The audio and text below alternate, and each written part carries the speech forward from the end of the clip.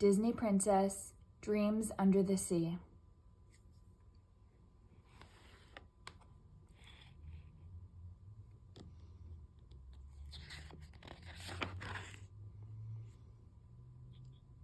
Dreams Under the Sea.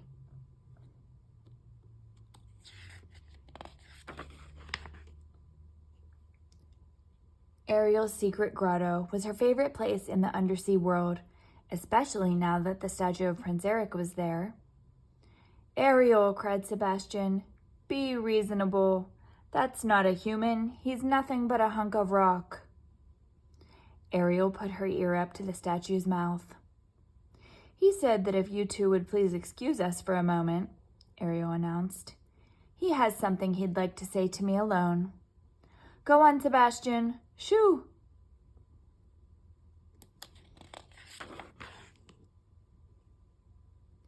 Ariel placed her head on the statue's shoulder and pretended to answer his proposal.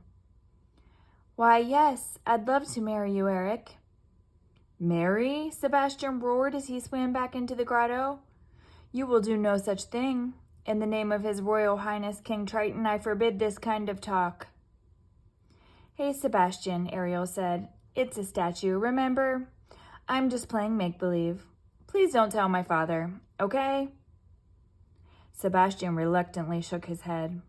"I just know I'm going to regret this," he moaned.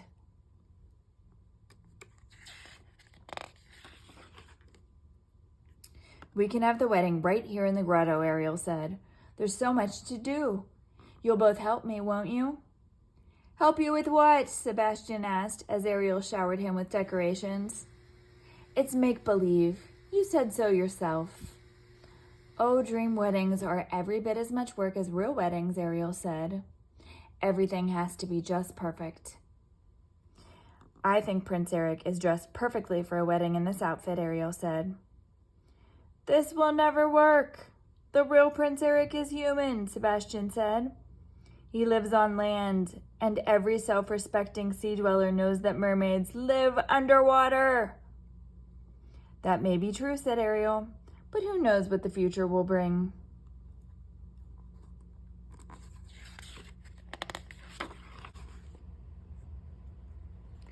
"May I be the chef?" Flounder asked. "Please, please." Ariel laughed. "Of course, Flounder," she said. "I want you to prepare all the most wonderful foods you can imagine." "Seaweed souffle, plankton pie," Flounder said happily. "Oh yes," Ariel cried, "and don't forget the wedding cake." "Just leave it to me," Flounder said proudly. "This will be a wedding feast like no one has ever seen."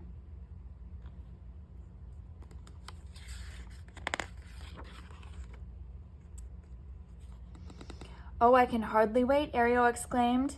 "I can picture the entire ceremony. My sisters will make such beautiful bridesmaids, and my father will look so proud and distinguished as we—" "Your father?" Sebastian looked as if he was ready to faint. "Oh, don't be such a party pooper, Sebastian," Ariel said lightly. "Remember, it's all just pretend."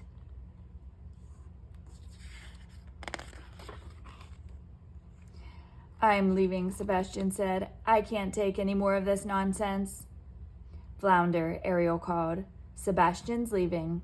Can you think of someone else to be the master conductor of the grand orchestra for the wedding?" "Grand orchestra?" Sebastian asked. "Of course you're my first choice, Sebastian," Ariel said. But nothing," Sebastian cried. "A crab must do what a crab must do. The show, the wedding must go on." Grabbing a candlestick, Sebastian began to conduct his pretend orchestra. "May I have this dance, Ariel?" Flounder asked, bowing politely. "With pleasure, kind sir," Ariel laughed. And she and Flounder waltzed and twirled until they were both too dizzy to dance anymore.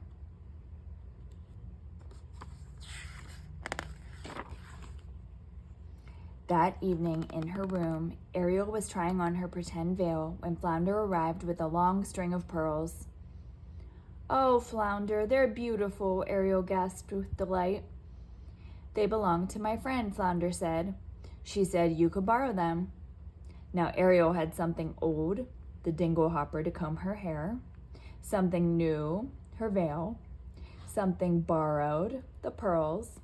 And something blue, her blue shell bracelet. That's everything a bride needs, Ariel exclaimed.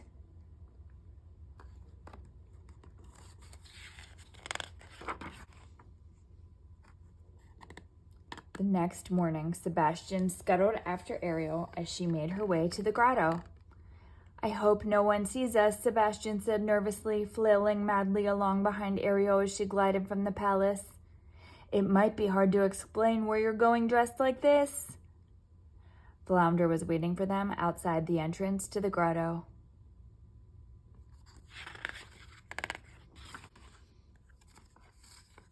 Are you ready, Ariel? Flounder asked as Sebastian scurried past. Ariel nodded, and Flounder escorted her into the grotto. Dum-dum-de-dum, dum-dum-de-dum, Sebastian was singing as he banged out the wedding march on an overturned bucket. He stopped abruptly when he caught sight of Ariel.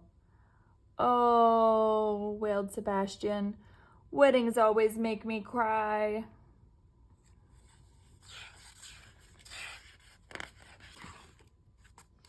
Sebastian cleared his throat importantly. Do you, Princess Ariel, take this statue to be your, now listen closely to this part, young lady, make-believe husband? I do, Ariel sighed happily. And do you, Mr. Pretend Prince, take this perpetually provoking princess to be your make-believe wife? Sebastian finished.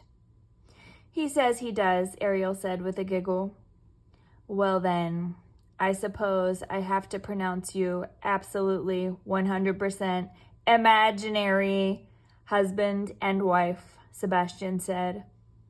Hooray! Flounder cheered as he rushed to catch Ariel's bouquet.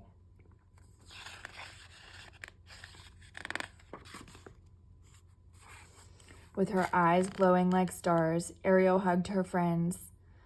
Oh, thank you. This has been a wonderful dream wedding, she cried. And now I'm inviting you both to my real wedding to Prince Eric. I'm not sure when, or where, or how, but I know it will happen. It won't matter that there's an ocean of difference between us.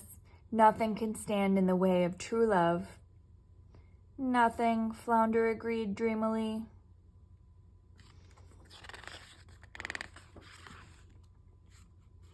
Ariel sighed with happiness, imagining a kiss from Eric. Ew, she cried suddenly. She realized that she was actually kissing a very startled Flounder. Ha! Sebastian shouted. See what comes of silly notions about marrying human princes? As if that could ever really happen.